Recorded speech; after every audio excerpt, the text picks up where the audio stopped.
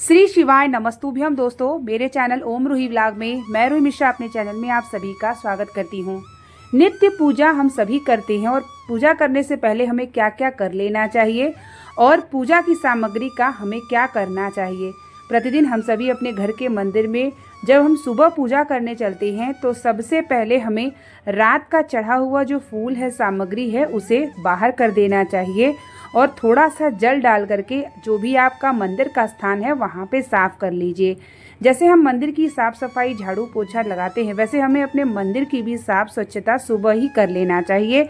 आसपास भी पोछा लगा लीजिए, साथ ही अपने मंदिर के अंदर का जो स्थान होता है उसे भी साफ़ कर लीजिए। उसके बाद जो भी सामग्री आप रात भर भगवान को पुष्प जो भी समर्पित करते हैं उसको हमें किसी वृक्ष के नीचे ले जा करके डाल देना चाहिए। कहीं ऐसी वैसी जगह न डालिए जिससे पैरों से लगे। जितना हम पूजा करते हैं उसका हमें इतना भी जानना ज़रूरी होता है कि पूजन की सामग्री, चढ़ा हुआ फूल, चढ़ा हुआ भोग, बची हुई बाती को हमें क्या करना चाहिए, इसका भी हमें ज़रूर जानकारी रखनी चाहिए। तो आप अगर अपने मंदिर का स्थान है तो वहाँ पहले पूजा करने से पहले सुबह स्नान करने के बाद इसी तरीके से साफ़ सफाई कर लीजिए।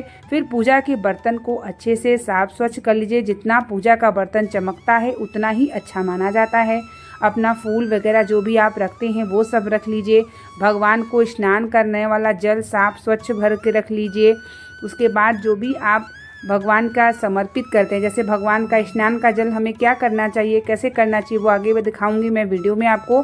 और शंख अगर रखते हैं तो शंख को खाली मत रखा करिए, क्योंकि शंख अगर खाली होता है तो लक्ष्मी टिकती नहीं है। तो जल या चावल जो भी हो सके आप रख सकते हैं।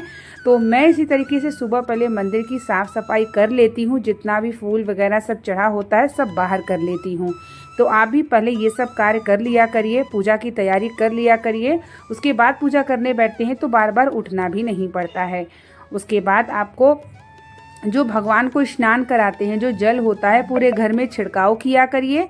उसके बाद वो जल सब परिवार सहित प्रसाद के रूप में ग्रहण किया करिए। उसके बाद किसी वृक्ष के नीचे डाल दिया करिए। चढ़ा हुआ फूल सुबह का शाम को बाहर कर लीजिए और शाम को जब भगवान को फूल चढ़ाते हैं तो अगले दिन सुबह उसको आप जो है निकाल के बाहर कर लीजिए और उसे साफ़ और स्वच्छ जगह पे रख लीजिए।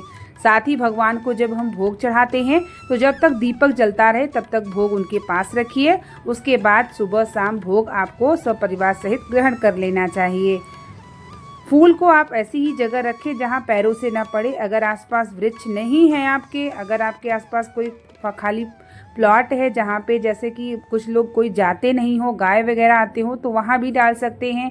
अगर ये भी स्थान नहीं है तो किसी जो फूल चढ़ाते हैं उसको इकट्ठा कर लीजिए एक हफ्ते, या शनिवार के दिन पीपल के वृक्ष के नीचे जाते हैं या आप कभी वट वृक्ष के नीचे जाते हैं तो वहाँ भी आप रख सकते हैं, अगर रोज़ आपको संभव नहीं होता तो। उसके बाद मंदिर के बाहर अच्छे से साफ़ स्वच्छ कर लीजिए, पोछा वगैरह लगा लीजिए।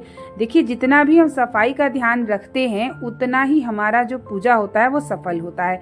तो हमें पूजा जब हम सुबह करने चलते हैं तो हमें हर चीज़ की तैयारी समय के अनुसार रख लेना चाहिए। साफ सफाई करके पूरी तैयारी करने के बाद भगवान का श्रृंगार वगैरह किया करिए, जिससे आपका पूजा जो है भगवान को प्राप्त हो और आपके भगवान जो है आपके घर के मंदिर में निवास करते हैं।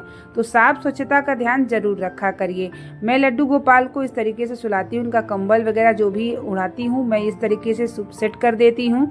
लड्डू गोपाल को जो है सुलाते समय थोड़ा तुलसी भी रखती हूँ, क्योंकि तुलसी उनसे दूर नहीं होनी चाहिए। इसी तरीके से सुबह की दिनचर्या में उठा के दूध वगैरह पिला देती हूँ लड्डू गोपाल को। उसके बाद सभी चीज़ों की तैयारी पूजा की कर लेती हूँ, तो आराम से पूजा करने के लिए बैठती हूँ। तो जो भी सामग्री आप चढ़ाते हैं सुबह शाम बदल दिया करिए। ऐसा नहीं किया करिए कि सुबह का फूल दिन भर रहे मंदिर में, ऐसा नहीं किया जाता, उसको बाहर कर दिया करिए। और साथ ही उसको ऐसी जगह रखिए जिससे पैरों से ना पड़े। तो पूजा घर आपको साफ स्वच्छता का ध्यान रखना चाहिए, क्योंकि चींटियां वगैरह ना आए, या आपके मंदिर जितना साफ रहता है उतना भगवान आपके घर में प्रसन्न रहते हैं। तो जैसे हम अपने घर की साफ सफाई का ध्यान रखते हैं वैसे अपने मंदिर की साफ सफाई का ध्यान रखना चाहिए। तो यहाँ चढ़ा हुआ फूल मैं अपने घर के बगल के प्लाट है जहाँ पे आप देख सकते हैं हरा भरा रहता है, यहाँ कोई आता जाता नहीं है, तो यहाँ पे निर्माण में डाल देती हूँ या नीम के वृक्ष में डाल देती हूँ। मौसम बहुत अच्छा है, बारिश जैसा होने वाला है, हवा खूब चल रही है और इससे क्या होता है कि वो सूख जाता है और निर्माण धीरे धीरे मंदिर जो मिट्टी के अपने आप वो खाद का रूप ले लेता है। तो ऐसी ही जगह हमको रखना चाहिए। साथ ही यहाँ मैं जल रखी हूँ, कौवा आके जल ग्रहण करता है अपना यहाँ पर।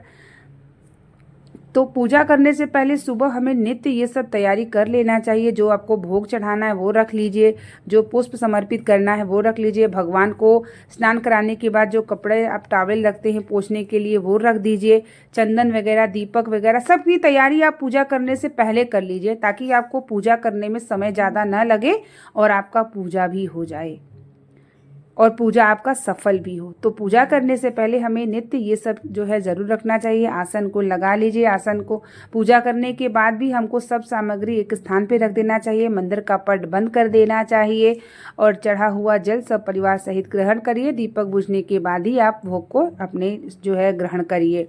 मैं कुछ इसी तरीके से पूजा की तैयारी सुबह कर लेती हूँ, उसके बाद ही मैं पूजा करने बैठती हूँ, जिससे भगवान का श्रृंगार में अच्छे से आप समय दे सकें। भगवान के पूजा में बार बार आपको उठना न पड़े। उठने हैं बार बार तो वो श्रेष्ठ नहीं होता है।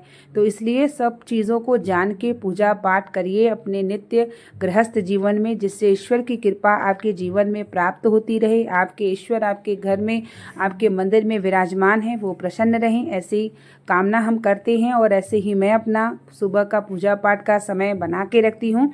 तो उम्मीद करेंगे कि वीडियो आपके लिए जानकारी भरी होगी। बने रहिए मेरे चैनल पे, बहुत सारी जानकारी मैं आपको शेयर करती रहती हूँ। मिलते हैं नेक्स्ट वीडियो के साथ।